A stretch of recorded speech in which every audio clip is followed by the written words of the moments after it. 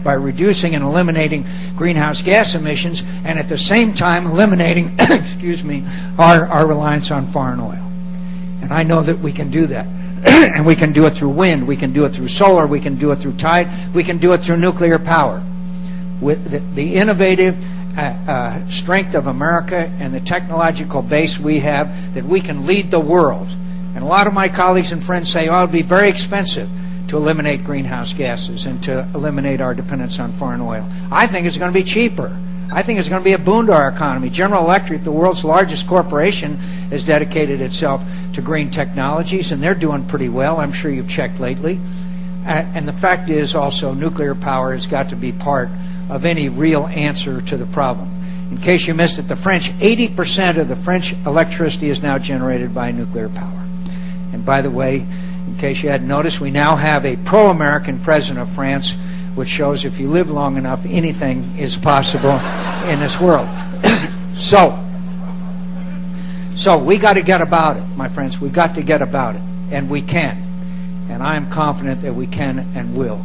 And I want to tell you that every time in our history when Americans have asked to get something done, whether it be probes to Mars or putting a man on the moon or fighting the Great Depression or the things they've been asked to do, they always rise to the occasion, and they will this time.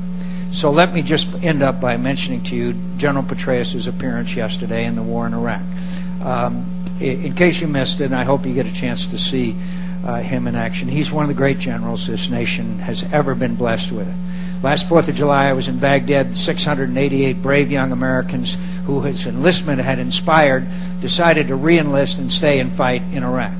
I saw him speak to those troops, and I saw the reaction that they had to him of great affection and great respect as well.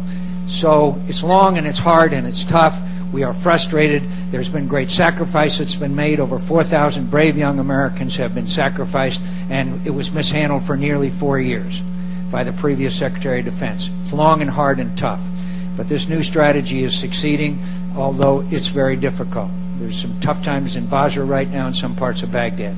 But I just want to remind you of the benefits of success, which is a stable, democratic, pro-American, pro-Western country in the region, which is an anchor of stability there. The consequences of failure is chaos, genocide, increasing Iranian influence in the region, spread of nuclear weapons in the region, certainly the capability as the Iranians are pursuing as we speak, and there's a lot at stake. There's a great deal at stake. And I believe we are succeeding. And I think the facts on the ground and the objective facts indicate that. We'll continue to have this debate as to whether we should stay and let this strategy continue to succeed, or whether we should set a date for withdrawal.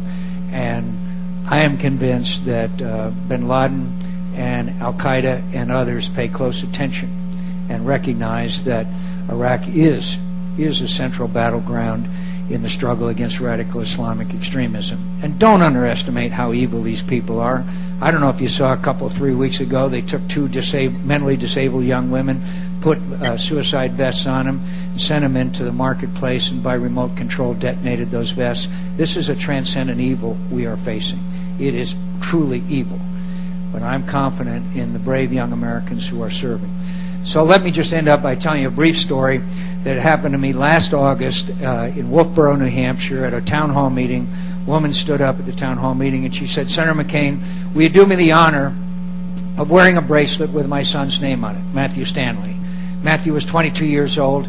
He was killed in combat outside of Baghdad just before Christmas last year. I said I would be honored to wear this bracelet with your son's name on it. Then she said, "But Senator McCain, I just want you to promise me one thing. I want you to promise me that you'll do everything in your power to make sure that my son's death was not in vain." And I have taken her charge seriously, and I will continue to do that. And I want to be president, as I say this in your presence, because I want to inspire your generation of Americans to serve a cause greater than their self-interest. There's nothing nobler, there's nothing greater about America that makes us apart from every other nation in the world. It makes me be very proud and remind me quite often that America is and remains, as our beloved Ronald Reagan used to call it, a shining city on a hill.